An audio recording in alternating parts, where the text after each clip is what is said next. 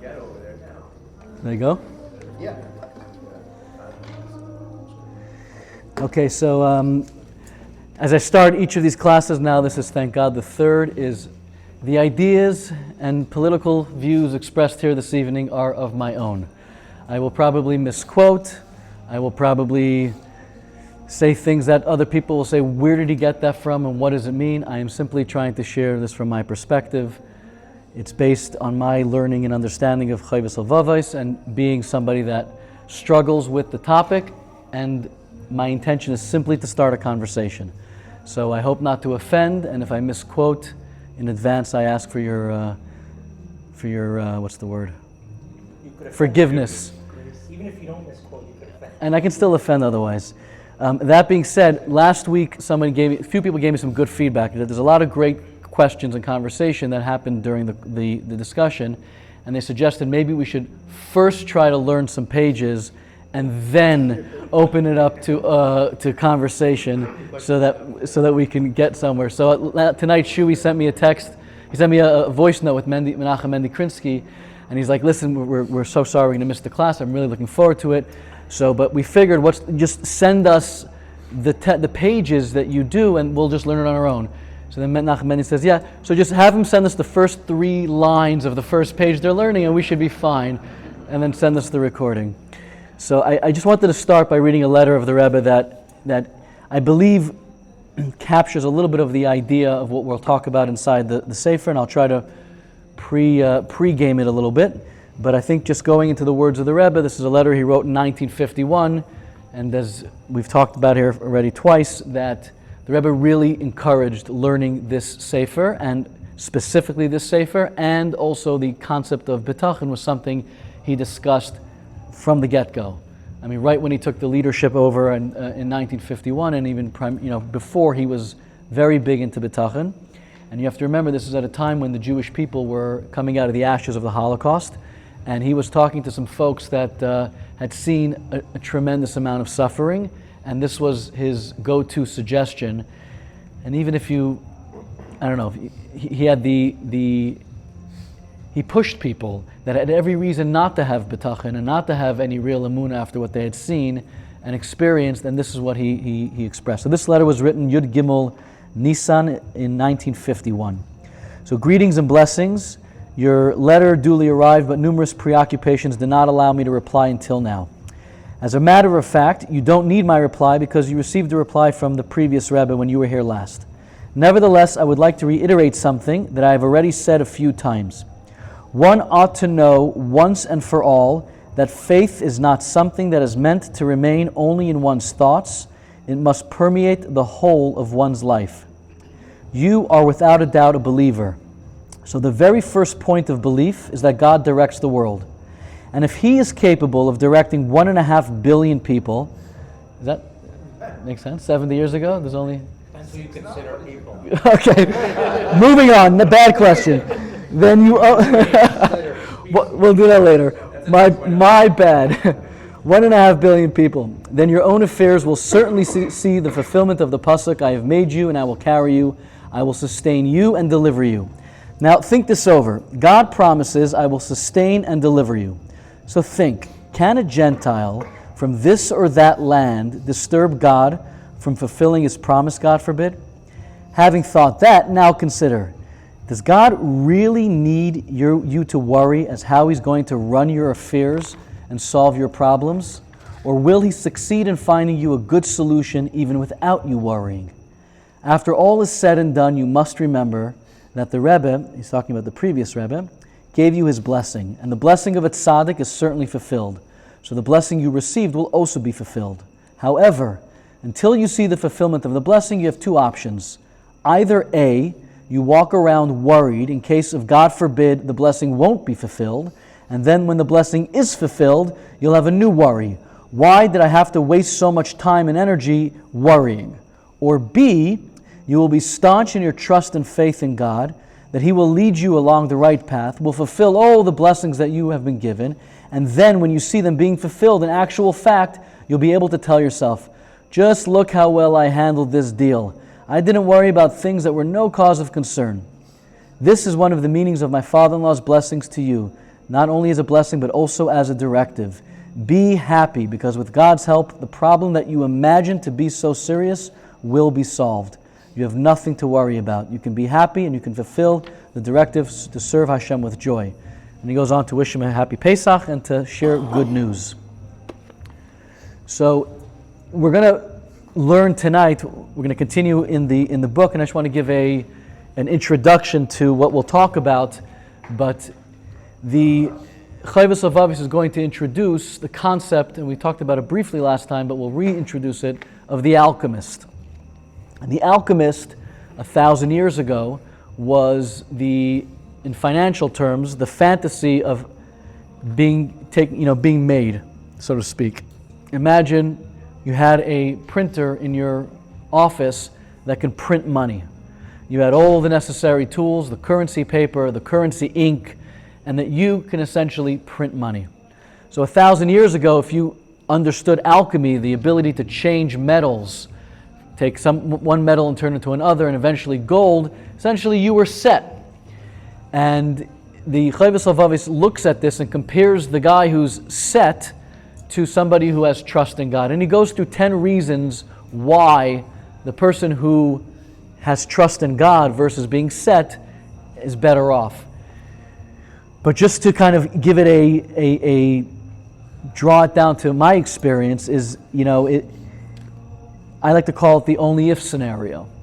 It's, if only I had this figured out, and this is obviously talking about finances in this context, speaking about somebody capable of alchemy. If only I had this, I'd be good. Like, I'd really, really be good. This is, for me, this deal, I know if I can close this deal, it's going to turn off this kind of income, it's going to take my business to the next level, it's really going to take me to the place I need to be. And it's almost like we begin to transfer all of our energy to like that blank, whatever that is, that deal in my personal example. And it becomes like, that's it. Like, that's all that matters at that point. And the more we're busy with it, the more we really start to believe that is going to solve whatever issues we think we have. And once I'm past that, I'm good. And my experience has been, time and time again, that every time, if you're blessed to get there, the second it's done, it's like, great, and then there's something else missing, not too soon thereafter. And sometimes even immediately, because the deal closes, and now it's like, okay, we got the deal, now I got to work the deal. Now it's got to actually come to fruition. So you spent the first X amount of time hoping to close the deal, because the deal was going to close and you were set. But now you close the deal, now you got to hope it all works out, and now you're busy with the next if only, when only, etc. It's like you take a piece of paper, blank piece of paper, and you take a pen and you make a circle or a dot in the middle. Where does the eye go when you look at the paper? It goes to the dot. That's the only thing the human mind sees is the dot. The blank around it is irrelevant. We're on the dot.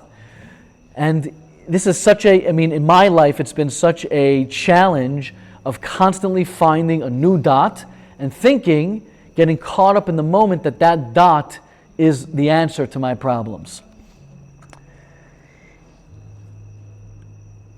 It's like when I was starting my real estate business with my partner, so when we just started, there was this video going around of these two Heimische guys, and I don't know if it was true or not true, and they're like looking at their bank balance at Chase.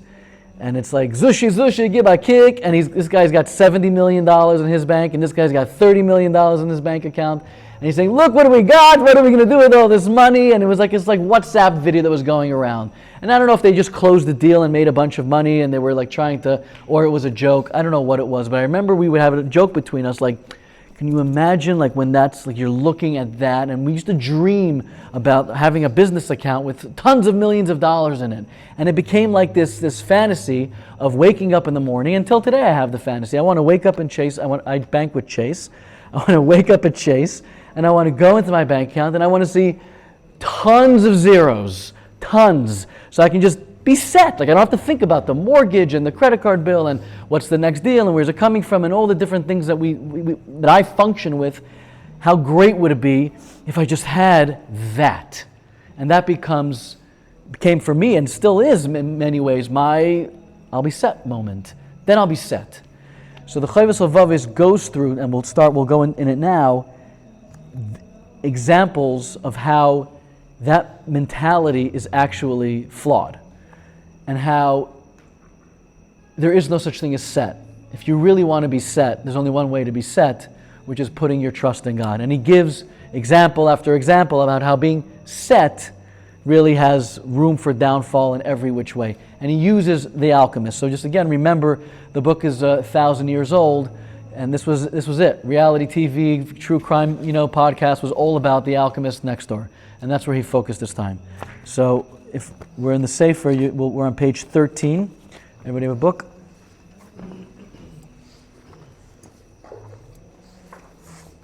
Is that what you want?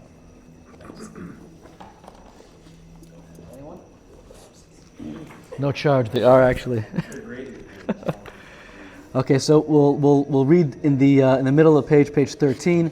As I said last time, my Hebrew's not that great. I'm not going to try to out-translate the translation, so I'm going to read it in English. I'll highlight some of the commentaries that caught my attention, but I absolutely recommend and suggest that you read this again and take it page by page. It's got a lot of stuff here. So, peace of mind and serenity.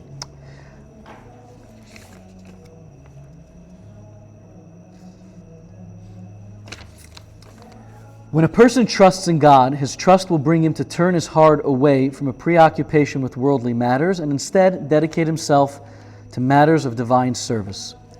In terms of the tranquility of his soul, peace of mind, and lack of worry regarding worldly matters, he can be compared to an alchemist, which is a person who knows how to transform silver to gold and copper and iron to silver through his talents and efforts. Such a person, if it were possible, would have very little to worry about regarding his parnasa. Basically, he can print money.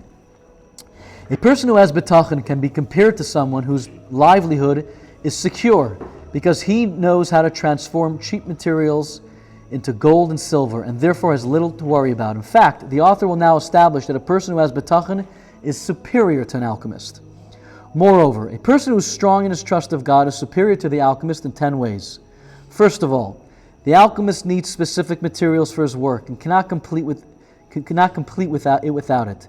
These tools are not accessible at all times and all places. Going back to the printer, he's got to get ink from HP, he's got to have the right paper, he's got to have the right things. Not always is it a guarantee. If this alchemist lives in Gaza, as an example at the moment, probably has a little bit of trouble getting the materials that he needs, and that's a dark joke. Conversely, a person who trusts in God has his sustenance guaranteed from any means available in the world.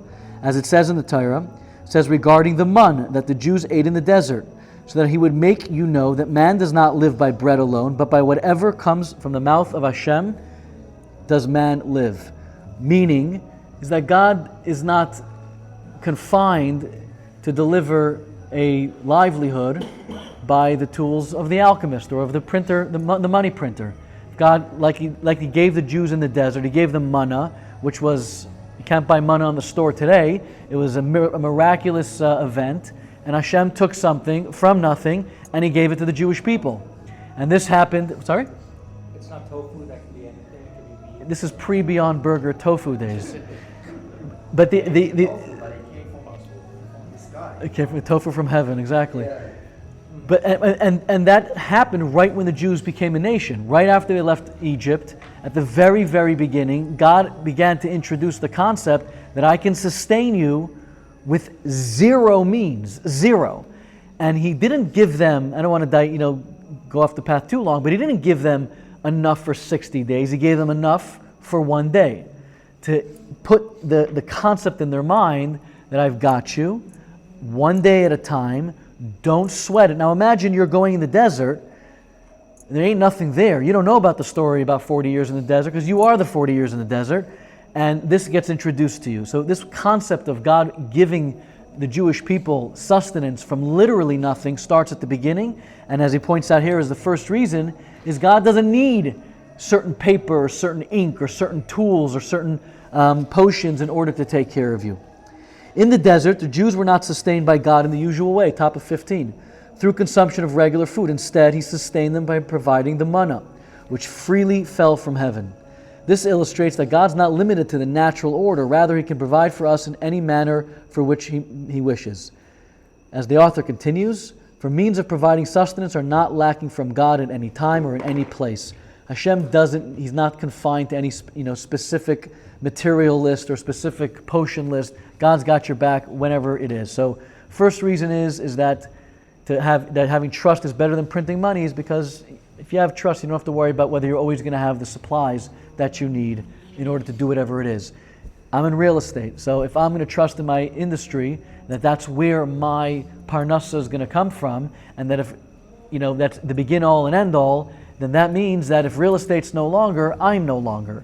But if I can take a step back and say that God is the one that provides for me, real estate is the conduit of which I practice for God to give me sustenance, that's another story. So it doesn't just have to be alchemy and printing money, it can be whatever you do. Is if you put trust in your industry, then you're limiting yourself to your industry.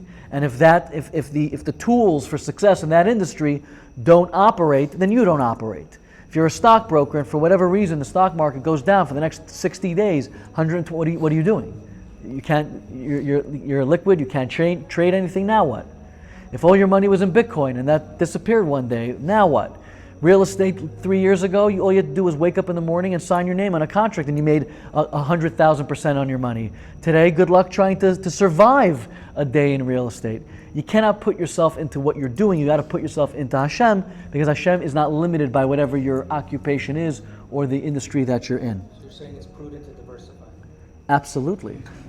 The Rebbe was very big into diversification. Actually, I saw a letter about the stock market. I think it's in Chayenu this week. About the stock market, and it's why would you want to put yourself into something that you're constantly running and you're stressed and you're worried, and every morning you're checking the paper to see what the latest ticker, this. I think it's. The Rebbe was against the stock market. The Rebbe wasn't against the stock market. The Rebbe told certain people to go into nursing homes and told certain people don't go to nursing homes. He told people to go to college, and I just happens to be a letter. Basically saying that it's hard for people to sleep because they're anxious about, correct. Rabbi Bina, I think, is the Rosh Yeshiva from Lakota. It was one of the guys I know that down to was starting a shul. And while he was starting a shul, he didn't take any salary from the shul because he was working in finance. And he asked his Rav, I'm looking for a new job, what job should I take? It's like, whatever job allows you to go to Mincha, that should be your job. So he went to go interview at one job, and they're like, listen, before we sign on, I just want to let you know, my thing is at 1:45, you want to come out in the town, and go pray. I said, no. Okay. The next day, the job opportunity comes up, and it's be a stock trader. You have no experience trading stocks. He said, we heard you know what you're doing, we'd like to hire you. So he went to ask his rabbi, should I take this job? He goes, you want to know a real test of mitach, we'll become a test. Start trading the market. Yeah, he was very successful. So now he continues to bring two examples from Tanakh, from Melachim, about illustrating this point, how God took care of the Nevi'im when they had nothing. So he gives the first example, middle of 15. For means of providing sustenance are not lacking from Hashem at any time or in any place. As you know from the story of Elijah, so Eliyahu Hanavi, with the ravens and the widows, and from how God sustained him with a coal-baked cake and a flask of water. I don't know what coal-baked cakes are, but the full background of the story is below. It has to do with King Achav and Jezebel, and the bottom line is that Eliyahu needed a way to be sustained, and Hashem took care of him with means that theoretically should not have been natural. These stories illustrate that God's not limited by nature and will always provide those who rely on Him with their needs. This concept can also be seen in the story with Avadja and the prophets. This is also from Melachim in Tanakh. That I hid 100 men of the prophets of Hashem, 50 men in each cave, and I provided them with bread and water. And as in Tilim, young lions suffer want and are hungry, but those who seek Hashem do not lack any good. As the preceding pasuk says, fear the Lord, His holy ones, for there is no lack for those who fear Him. So in these last two verses, we see once again that if you rely on Hashem, you lack nothing. So now we move on to the second difference between the alchemist and putting your trust in God. The second manner in which a person who has bitachon is superior to the alchemist is the alchemist needs to perform a certain action and procedures in order to produce the silver and gold, and he can't reach his goal without them. Additionally, it's possible that the fumes and the smoke that he inhales will cause him to die as a result of his working continuously and spending long amounts of time toiling with them day and night. Again, in any industry that you're in, it's anxiety, tons of worry, you got to travel a lot. It can be, depending on what you do, there can be a million things that cause your life distress because of what you're doing. No matter what you're doing for a living, there is plenty that can get to you. Back then, it was sitting over potions. But whether you're printing money, working in real estate, you're in finance and hedge funds, you're a contractor, there is a ton of things that can happen in your day-to-day business life that can be harmful to you, and that if you believe that your business is what you need to do, then you'll continuously put yourself in these situations because you're convinced that if I don't, I'm in trouble. Now, that's not to say that don't go to work, but it just, again, highlighting that being set by doing something specific is not necessarily the best thing for you. Conversely, the guy who puts trust in God is secure from any mishaps at the present, and he also feels secure that no bad will happen to him in the future. So, there's a footnote on the bottom that I highlighted is, I don't know if maybe just me, I'm going to say it's me, is how many times does something go really, really well, and you close the deal and the money comes into the account and you breathe a sigh of relief, you sit back, and then you go, oh crap, what if I lose it? Oh my God, what's going to happen with the market? Oh shoot, where's the next one going to come from? And I just bought this new house and the mortgage is, oh my God. And now suddenly you're freaking the hell out because you're nervous about the success you just had, where it's going to lead you. And now you can't even chill out for longer than, I don't know, whatever the period of time was, because now you got a bigger problem that you got to deal with that you didn't have to deal with before. Poverty sometimes is bliss because ain't nothing to worry about because ain't nothing there to deal with. That's not, I don't want poverty for me or anybody, but I'm just trying to say that you suddenly have success and then you're more money, more problems. Although the Rebbe says it doesn't have to be more problems about your business, it can be more problems about how to give more charity. So you hit the success in your life, but now you're nervous about what's going to happen tomorrow with the newfound money, with the responsibility, how to keep it secure. What am I going to do with my new bills? What are my kids? I got to make sure my kids don't become spoiled and all these new things. And I bought a new car, and they think I'm rich, and they think I'm rich, and they want to go to the football game. It's in the front row. They think we have so much money, and then you could drive yourself insane. So that's the first thing, says the Chayvus of Avis, of why it's better to trust in Hashem. The second thing is that he believes that anything that happens to him is from God, and therefore can only be a cause of joy and happiness. His sustenance will come to him in a restful, calm, and peaceful manner. So point 2, he says, is that anything that does happen to you, you relax. You're totally chilled out. So here we have the alchemist, and we have anybody that's working, throwing themselves into the fumes of their job, the hazards. Versus the guy who has trust in Hashem, first thing is, when he succeeds, he doesn't sweat. He knows he's good. It'll be good. It's good today. God took care of me. It'll be good tomorrow. But the second thing is, whatever happens, happens for the best. And the notes on the bottom bring the story from Gemara Tanis about Nachum Ish Gamzu. And the story with Nachum Ish Gamzu was that he was on a mission to go to the Roman emperor. In order to win favor for the Jews, there was some decree to wipe them out, or something of the sort to bring upon a hellish experience for the Jewish people. So he went with the delegation, and he had a chest full of gold and silver and diamonds and valuables. And they were traveling to bribe, or to give a gift, let's call it, to the emperor. And they stopped in an inn overnight, and of course the innkeeper picked up on what was going, and in the night he switched out the jewels for sand. And he resealed the case, the chest, and the next morning the delegation, not knowing any better, continued along their way to the castle, to the palace. When they get to the palace and they get in front of the emperor and they say, we're here to beseech you for mercy for the Jewish people and to annul the decree, and we've brought you a gift. And they open the chest and it's full of sand. And it says that Nachum Ish Gamzu was totally relaxed. He knew it was going to be just fine.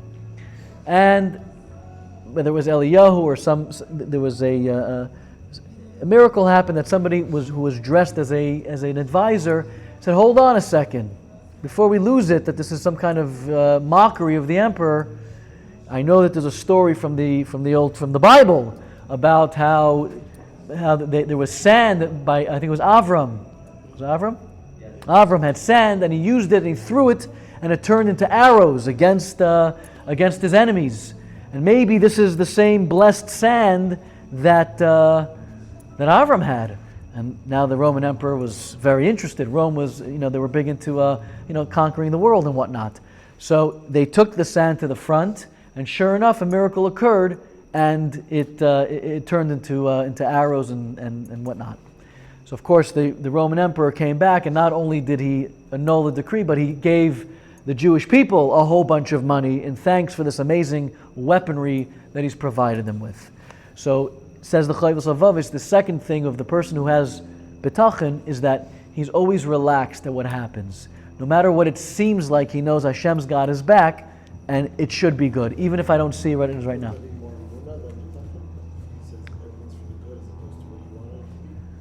Hold your questions for the end, please. The question was, wouldn't that be more emunah, faith that everything will work out, versus bitachon, that everything is going to work out perfectly? We talked about this last week, about the difference. Yeah, so I think we'll probably end up going in a circle, but I think it takes the faith and to have it takes the trust to have the faith, but ultimately Nachum Ish Gamzu was not concerned at all because he just had faith, I guess, and trust that he knew it was just going to work out perfectly, and it did. Trust but was turning into arrows. The faith was that it was going to work out well. No, that even if it didn't turn into arrows, He would be fine. Could be. at least based on last week. What? Can't trust be like the action that stems from the movement? Trust is the Trust act. in that instance could be the action. Keeping his mouth shut, he's like, what am I going to worry about it? Yeah, they're not separate ideas, but we just talked about last week that trust comes automatically with faith. Faith doesn't automatically come with trust. That was the premise of what we discussed last week. Is that if you have trust, you certainly have faith. If you have faith in God, it doesn't necessarily mean you trust that everything will work out. It means that you say, it'll be for the best. Whatever happens, God knows for the best, which, is like a cop-out. Like, it could be looked like a cop-out. Like, okay, it didn't work out, but Hashem knows, now let me go be miserable because Hashem knows. But it's like I said last week, it will never end. This is what we're here to work on over the next 300 pages. Okay. So continuing, so we've covered two items. So continuing at the top of page 17. So since his work is not limited to a job that involves particular actions and procedures, his livelihood is more secure than that of the alchemist. Additionally, he doesn't have to worry about the dangers inherent to the job as the alchemist does. As it says in Tehillim, he causes me to lie down in a green pasture and he leads me beside still waters. Basically, Hashem's got my back. The third difference, in which a person who has bitachon is superior to the alchemist. The alchemist is secretive towards others out of concern for himself. Due to the fear, he's unable to confide in others and receive the necessary advice in order to be successful. Anybody here ever come up with like a startup company idea? Like you ever came up with this great concept? Yeah? Done? Anybody else? Yeah? Okay. I've had it too. When you have your idea and you're like, can't tell anybody? Because they're gonna stop their whole life and they're gonna steal my idea. So never had that? That was my... And then the VCs don't want to sign it. And then the VCs is like... Screw your money. I remember, so I'll speak from my own experience. I had a few different startups, and I remember the first idea I had an NDA. I wouldn't talk to you if you didn't have to sign an NDA, because I was convinced that you were going to steal my idea. So anybody that I spoke to was going to drop their everything and just take my idea and run. Now, it just goes to show you that I thought it was a really, really good idea. So I was, but looking back at it now, I laugh because, of course, as you get more and more into the startup world, into entrepreneurship, and you develop ideas and businesses, you realize if you're not going to open your mouth, you ain't going to get anywhere. It doesn't matter if you've got the next Facebook or the next, invention to change the world. If you don't, Ideas are 5%. Execution is 95, and I would say ideas are 1% and execution is 99%. And I've been through that many, many times. Or in business, you have this great deal. I can't tell you. It's in the southeast United States. It's 100 to 200 units. It might be in Atlanta or North Carolina, in one of the two cities. Because maybe we're going to compete against each other. And it's this concept of, he's using here to an extreme, the alchemist, of being worried about the secrets, the trade secrets, the big ideas. If I tell you too much, you're going to be on to me, I'm out of business, game over. It's this fear of trade secrets constantly. It doesn't mean that you're supposed to be a yo-yo and put your algorithm on the internet. But what it does mean is it just puts into perspective how many of us, or at least myself, think that my special sauce is the begin-all and end-all of my success. And if I don't hold that special sauce super, super duper close, I'll probably screw myself and I don't know, 1 million people are going to take the idea. Now, it did happen to me once, but I've come to realize that it was never meant to be otherwise. And I'll tell you that just to bring it to and remember, you remember, and you were around these days, is it wasn't even my idea. It was my sister-in-law had an idea. She used to go out and put her driver's license behind her iPhone in the plastic case. So she came to me and my cousin and said, why don't we make an iPhone case that you can put cards into? And my cousin said, Getzy, I'll fund it, you do it. And I wrote a patent on it and I developed something called the phone slipper. And it was the first case to slip credit cards into. And I wrote a patent on it and I put and it did not exist. And we tried to fight the patent. We won design patents, lost the utility patent. Then 2008 came about and nobody had money to fight the fight on this thing. I went to Apple, I went to Casemate. I still have the hard drive in my safe of all the emails I sent them to prove that they stole the idea. And of course today, everyone has seen the iPhone case with slipping cards in the back of it. And you're welcome to Google Zalman Fellig and you'll see that, there you go. You'll literally see that 15 years ago, I wrote the patent on this thing. So of course, I wrote the utility, I lost the utility. But I'm saying we came out with the idea. Did say one sale they sell it? Like over 1,000 units. Yeah, there you go. That's right. So the point is, for a period of time, I thought like, oh my God, I could have been a billionaire. Okay, maybe 100 million. I made a half a penny on per case that sold. I mean, Apple was selling it for a while. Then ultimately, I realized that it had nothing to do with it. It wasn't meant to be, and it was not where I was going at that point in my life. Period. The end. And truthfully, So why are you keeping I'm all thankful. the records in your safe? I kept the hard drive. You trust one day? I kept. The big loss? I'll tell you, I kept the hard drive in a. I have a box of memorabilia. I have for when the Panthers won the Stanley Cup. I have from the year of the rat. I have a bunch of stuff from when I was a kid, and somehow this landed in there, and I just took it out. No, because I put it there for sure 15 years ago, whenever this went down, and I just took the box out. And still, I didn't throw it out. It's still there. This hard drive is still there. I will not throw it out, just in case. Anyways. You run a company that's just holding patents, just to sue other people to... I've thought of that also. Yeah, there's that guy that does the is it the zippers or the purse those magnets on purses. I once heard that there's a guy that has that patent, and he never actually did much with it, but he has like a team that goes around. They sue all the There are legal teams that buy patents to sue. Yeah. just to acquire the legal claim, not to. I thought of that. Trust me. Not to develop the. I definitely thought of that that concept. whole business model. And they put it online on purpose, so... That people will copy Steal it and then come back to them. So due to this fear, he's unable to confide in others and receive the necessary advice in order to be successful. Exactly what we're talking about. Because of this fear of keeping it close to the chest, he loses opportunities of networking, of getting the product out there, or moving the business deal along, etc.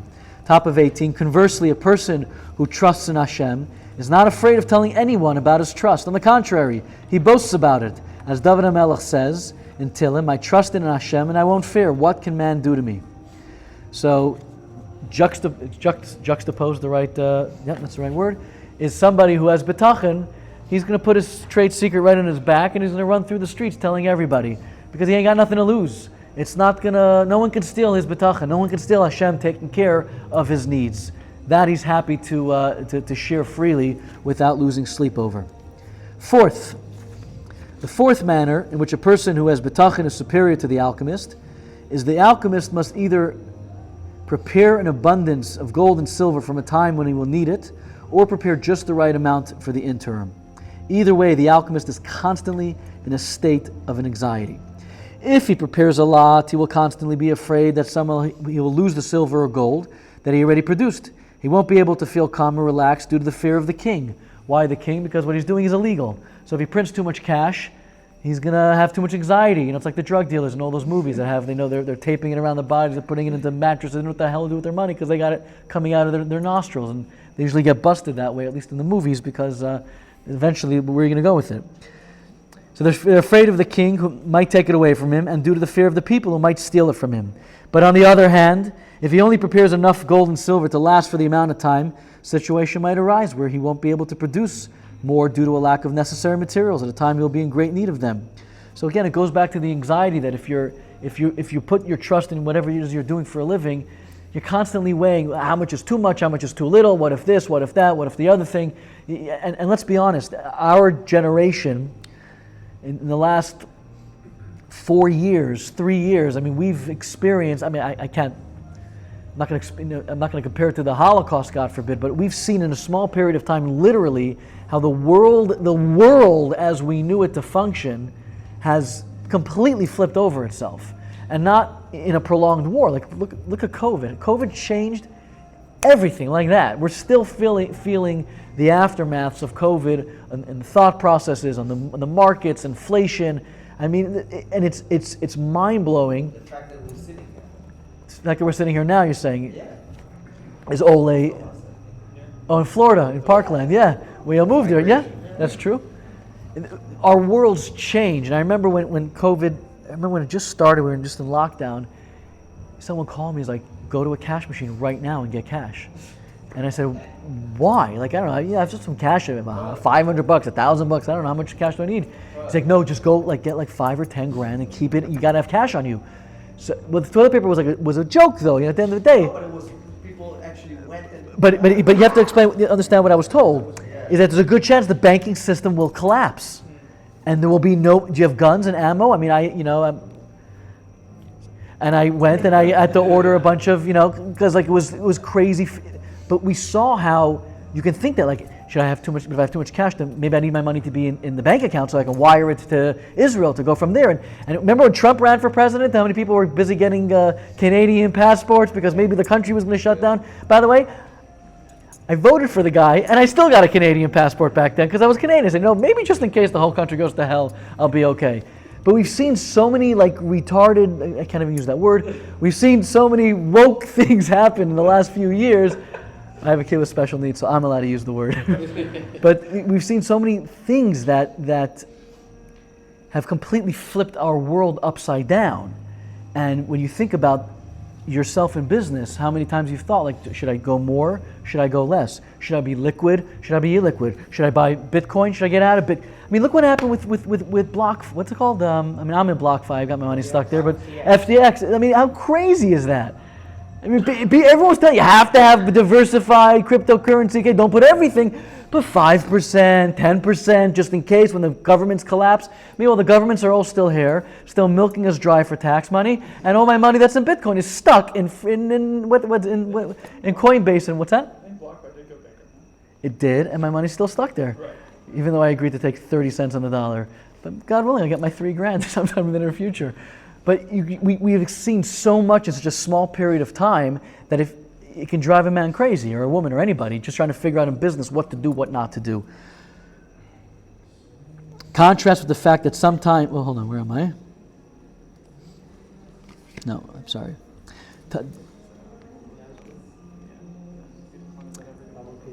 Bottom of 18. Yeah. So in both of the above scenarios, the alchemist is worried that he might be left penniless. Either he's afraid that whatever silver or gold he has amassed will be seized or stolen from him, or he's afraid that he'll be potentially left with nothing as a result of the inability to produce more. Now the author does a contrast with the person who has bitachon.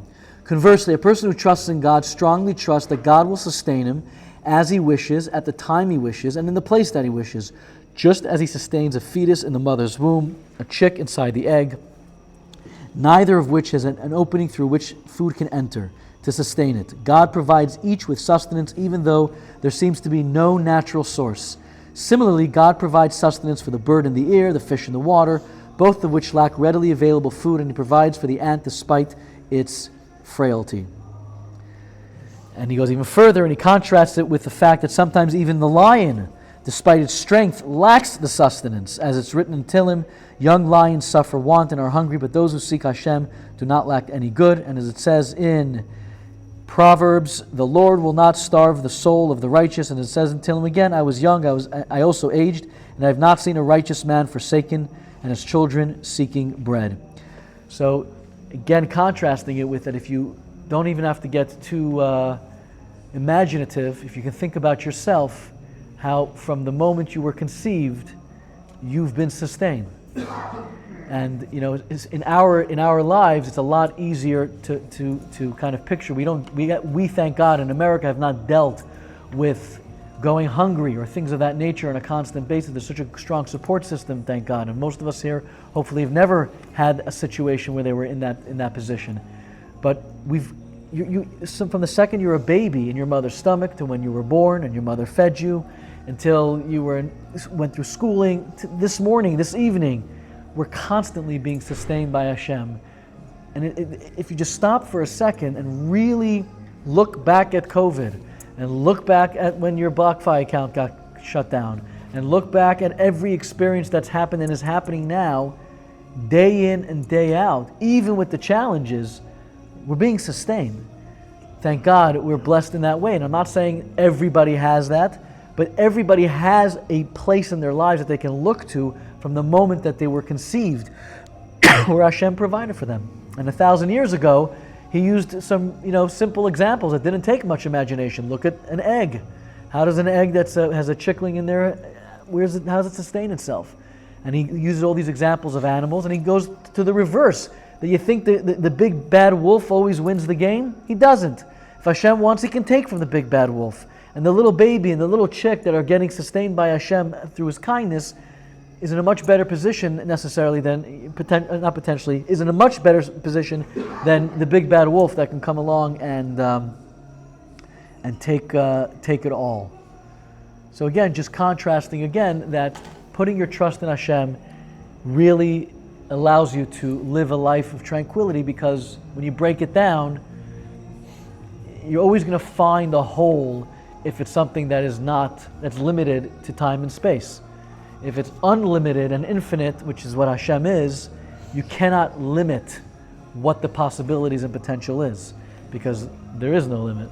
Being beholden to a construct which can always deconstruct. Correct. And can never. Correct. And then of course we as finite people have to tap into that, which is a very weighty task indeed, in the words of the Rebbe Rashab from last week that we read in the fine English translation. So there's another 5 examples. I was hoping to finish all 10, but we could. What do you guys think? Should we move to the Q&A portion of the evening, or should we continue? Sitzfleisch, yeah? Okay, perfect. So we're in the middle of page 20. Sorry, 19. I keep on turning. The 5th manner in which a person who has bitachon is superior to the alchemist. The alchemist is in a constant state of fear and dread due to his occupation. He's afraid of everyone, from the most important man in the nation, the king, down to the least important. And here he's talking specifically because what the guy's up to is illegal, and he's like the bad man. So I guess in our day and age, they say that if everybody feared God like we feared the IRS, there would be all perfect Jews. When you think about the police guy, or officers behind you, and so you get like, oh God, oh my God. It's like a greatest example of like what Yiras Shamayim and having fear of heaven should potentially look like, is that fear of God, the fear of the IRS letter when it's in the mailbox, or when there's a cop behind you and you're like, was I going too fast? Did he see me on my cell phone? Oh God. So here he's highlighting that level of fear. Obviously with the alchemist, he's talking about illegal activity. Conversely, a person who trusts in God will be held in awe by even the great and respectable people. Even the animals and stones will seek to do His will and will cause Him no harm. As it says in Tehillim, He who dwells in the secret place of the Most High, from the beginning of the psalm until the end. And as it says in Eov, In 6 troubles he will save you, and in the 7th no harm will touch you. In famine he will redeem you from death, as it continues until the end of the chapter. The pasuk, the verses in Iyov also describe how God saves a man from all sorts of troubles. They are quoted as further proof that even the animals and inanimate objects will not harm a person who has bitachon. So again, just highlighting the fact that if you've got your trust in Hashem, you're not worried about the IRS letter in the mailbox, you're not worried about the police officer behind you, because you're in God's hands and He's taking great care of you. The 6th, middle of 20, in which a person who has bitachon is superior to the alchemist, is the alchemist is not protected from sickness and disease, which disturb his contentment with his wealth and prevent him from deriving benefit from his possessions. Similarly, they stop the alchemist from enjoying the wealth that he has amassed as a result of his toil. So, of course, this is an easy one that we can relate to, is that sometimes a person is blessed with all the success and all his financial needs, and unfortunately he's not blessed with the opportunity to enjoy any of it. Whether it's, God forbid, a physical ailment or sickness, or if he's emotionally not well, or he's mentally not well, or he's got all types of other challenges. They say, of course, if you watched the movie The Boiler Room, then you know the famous line, whoever says money doesn't bring you happiness never had any. But then you talk to somebody who had money, and that's Ben Affleck's line. You guys never watched the movie? Yeah. That is not from Wall Street. No, it's the Boiler Room. Boiler Room is from before Wall Street. Hold on. Oh, sorry. We're talking about the Wolf of Wall Street. We're talking about no. Yes, I apologize. The original Wall Street. Yes. This is we're crossing age. But yes, you're absolutely correct. Yes. You just pulled the. You definitely have seniority on that one. You are absolutely correct. Wall Street was before the Boiler Room, but of course we all know that money doesn't buy happiness. It really doesn't, and there are plenty of people that have tons of money and will tell you that they're miserable and that they can't find any sort of rest or sleep or content at all, and that money is the furthest thing from. And I used to have the theory that somebody who has money finds other things to be miserable about. They're not miserable about not being able to pay rent or be able to pay the electricity bill, because they have that. It's first world problems. But if a person's not content within their heart, it doesn't matter what they have, they're always going to be miserable, which really is, again, another concept of the difference between putting your trust and happiness and everything in your business doesn't mean anything. It's like that, what we started off with before, my prerequisite to all of this is we all have this vision of what's going to be the point, I'm set, my fantasy of perfection moving forward as if I achieve X. And really, even if you do achieve X, you've got to everything else has to come into perfect order for you and has to be blessed in order for you to enjoy it. And not everybody has that. And plenty of people have all the success in the world and would trade it all for the ability to enjoy it, enjoy life otherwise. Conversely, a person who has trust in God is protected from disease, from sickness, except for disease and sickness. Now this, I'll tell you, I have a whole challenge with myself every time I read it, so I'm happy to hear what everyone thinks. Is disease and sickness, except for disease and sickness that he's subject to as a means of atonement, or to increase his reward in the Olam Haba, as it's written in Yeshayahu. Now youth shall become tired and weary, and young men shall stumble. In the following pasuk it says, but those who put their hope in the Lord shall renew their vigor, and as it says in the pasuk in Tehillim, for the arms of the wicked shall be broken, but Hashem supports the righteous. And he talks about, in the bottom, this is actually this is based out of Tanya, and I'll read it. I didn't highlight it originally, but since I brought it up, atonement, he writes in the bottom of page 20, the calamity has befallen him to atone for a sin that he transgressed. And the suffering is cleansing his body, so that when he passes away, his soul will leave this world in the same pure state as when it entered. By being punished physically in this world, he will not need to be punished in the sin of the world to come, because mild suffering in this world saves a person from severe punishment in Olam Haba. And this is from Igeres HaKodesh, and this is the Lubavitcher Rebbe's commentary from Lessons in Tanya. So I guess I know the answer. It just bothers me when I read it. Is that if you have bitachon, if you have trust, then even if you're not deserving, we talked about, and we'll learn more in the book as we go on, you'll still get what it is. So is he talking here about I guess he's talking about just a punishment in somebody's life, like a sickness or an ailment or something of the sort. I guess he's not referring to something bad happening like it didn't happen what he wanted. But I don't know, whenever I read something like this, it always jolts me. Maybe because in Chabad, I grew up in a Chabad house, and my father's speeches, and in Chabad is always about focusing on the positive and on the light and all of that. So when I come across something that's harsh like that, and it stems from Chassidus, I always have a little bit of a challenging response to it. I know in the yeshivish world it's common, but not so much in the Chabad side of things that I've been exposed to. So. Just to clarify, I got Okay, I wasn't looking at you. I happened to be cross-eyed. I was looking at over there. No, you were looking at the car. Okay, so moving on to the seventh, middle of page 21. The seventh manner in which a person who has betachon is superior to the alchemist is that there's a possibility that the alchemist will not be able to use his gold and silver to obtain his food because his food might not be accessible in the city at certain times, as it says in Yechezkel. They cast their silver into the streets, and it says in Sephania, neither their silver nor gold will be able to save them. And this is another obvious example, is money ain't always going to buy you freedom and all that you need. Sometimes money ain't worth nothing. It can be something entirely different, and we don't need examples. We've heard plenty of stories.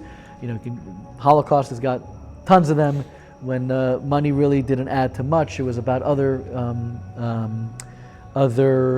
what's the word I'm looking for? I used to trade commodities that or forms of currency that were much more valuable than money, or that money was much more valuable than that, etc. So just because you have cash or you have gold or you have what have you, is far from a guarantee that you'll be able to always feed yourself and your family and put a roof over your head. It's absolutely no guarantee. Having wealth does not guarantee that a man has food. There might not be any food available to buy. Conversely, a person who trusts in God will not lack food at any time or place until the end of his days, as it says in Eov. In famine he redeemed you from death, and as it says in Tillim, the Lord is my shepherd, I shall not lack. And as it says also in Tillim, they will not be ashamed in time of calamity, and in days of famine that will be satisfied. And of course, this is just giving more examples, like we talked about the manna that fell in the desert. Is Hashem doesn't need any specific item to feed us. He literally can create something from nothing, and the entire creation is ex nihilo. So, top of 22 is the eighth manner, which a person who has betachon is superior to the alchemist, is the alchemist is unable to remain in one place out of fear the secret would be revealed. And this is compared to, it brings on the bottom that we already talked about him being worried about his trade secrets. And he says at the bottom, so he says because he's so afraid, he doesn't stick to one place. He's constantly traveling and hiding, so it's not just that he doesn't share, it's that his whole life is constantly on the run. He's not comfortable with himself, he's not comfortable with relationships. It takes it to the next level of paranoia, let's call it, or anxiety, because he's so worked up about being on the move, so his trade secrets don't get out, so that so nobody stole my idea. Stayed in one place, people would get to know him well enough. Exactly. So he has a miserable life. Conversely, a person who trusts in God is secure. He living in his land in his peace of mind, living in the place in which he lives, as it's written, trust in Hashem and do good, dwell in the land, and be nourished by faith. The righteous will inherit the land and dwell in it forever. And obviously here is, bottom line is, betachon can help you love the place and home you live in. I love Parkland. Everyone here loves Parkland too? So maybe that's the trick. So I'll actually, let's stop here. I just want to share something that happened to me last night that's very personal and raw, but I think it speaks to this concept. So I'm in the real estate industry. I said it a few times. In my industry, it's a very difficult time now for real estate, because interest rates are very high, and depending on the type of business you're involved in real estate, it has a lot of challenges involved. Insurances went up, and etc.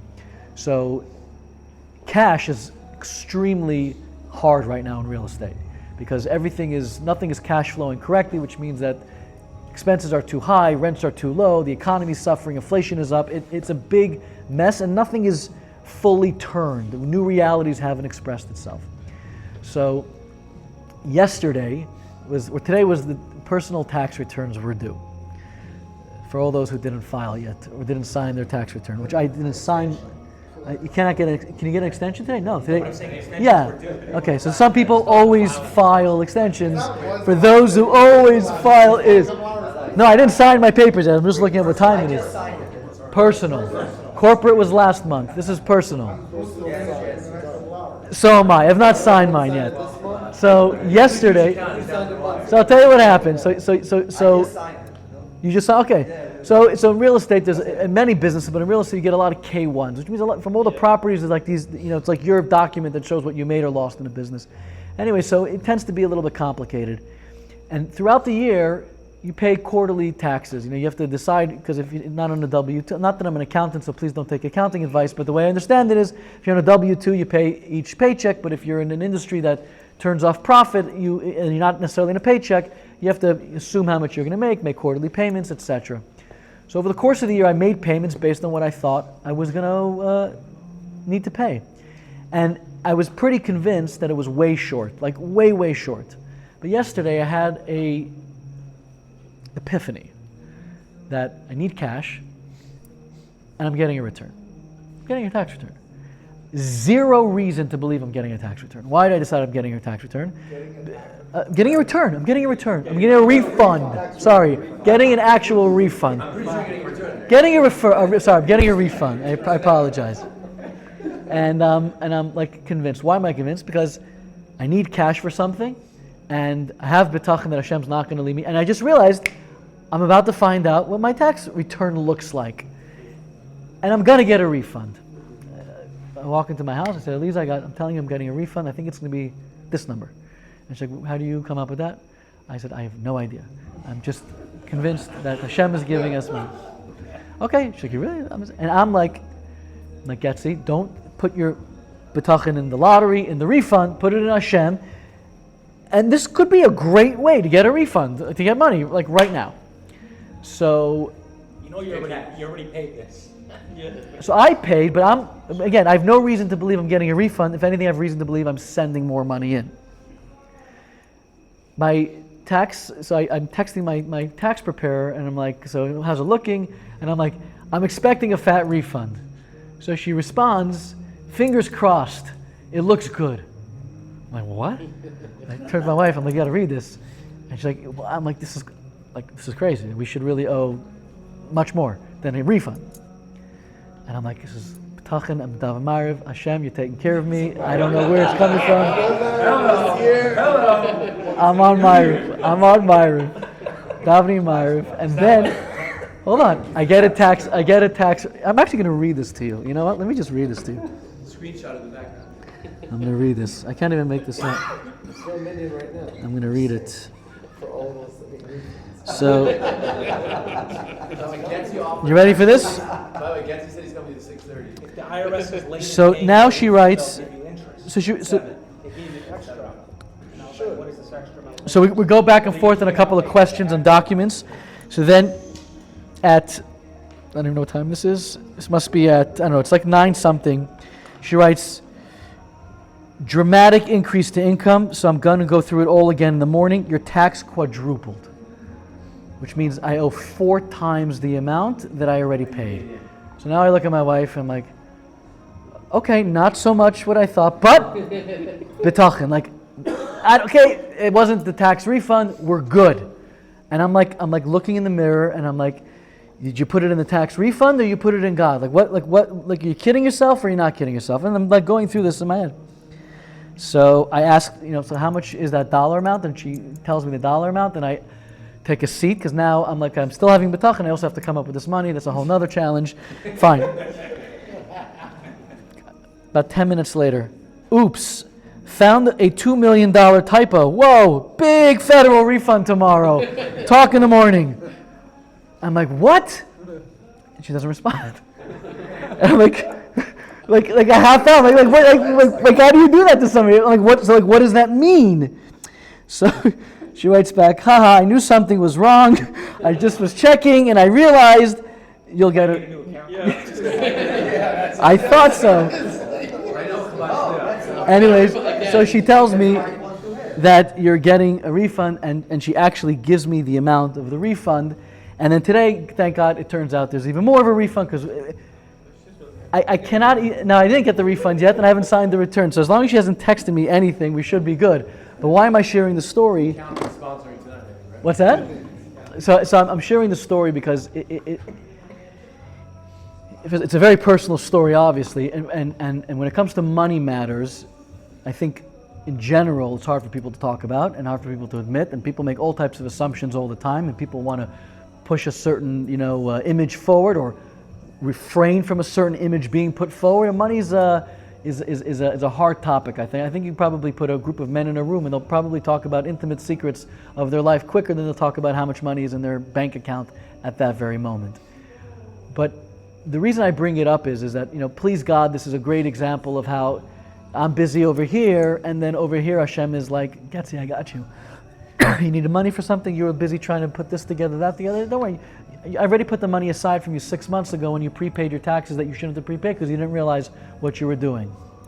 And please God, I'll sign it tonight, then that money will show up tomorrow. And if it doesn't, because something else pops up, then it's coming from somewhere else.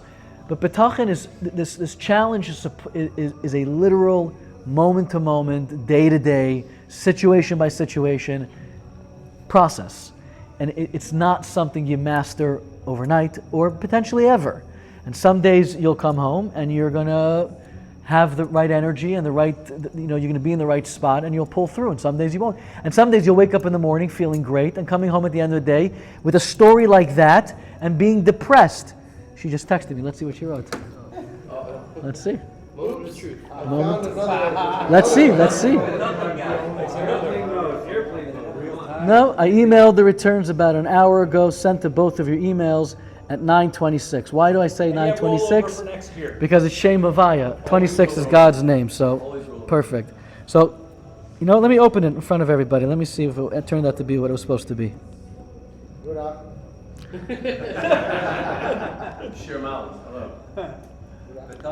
Anybody know what page you're supposed to see a refund on? It's like the first page. It's the first, yeah, it's the first page, 1040. It's like the first or second page. Line 30 something. Really? 33, I think. I just looked at it. As smart as Shirmal is then Vura. Yeah. Mustachari is Vura. Yep, Baruch Hashem. It's exactly what a little more actually. Baruch Hashem. So now I don't have to daven Ma'ariv. You see, it all worked out. God forbid. But the point is that this is like something that you gotta integrate, and at those moments, it's like Yankee teaches breathing coaching. What's the right way to say it, Yankee? Breathwork practitioner. So I have been working with Yankee on breathwork, and Ellie has posted a beautiful post about it.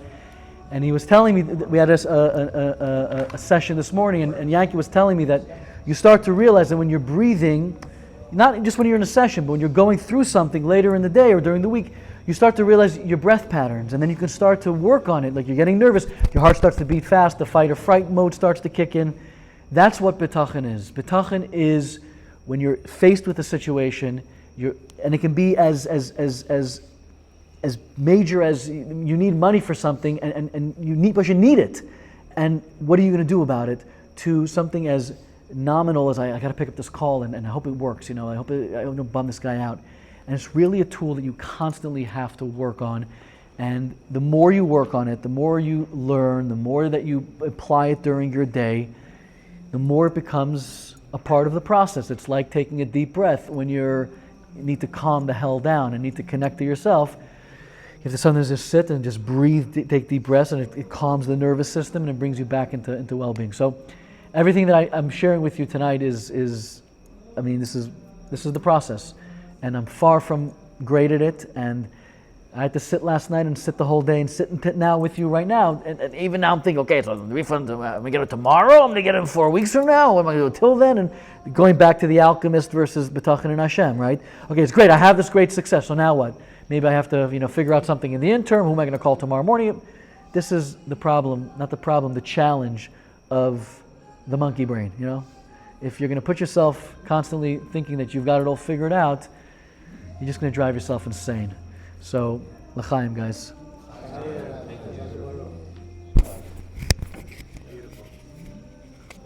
And now we can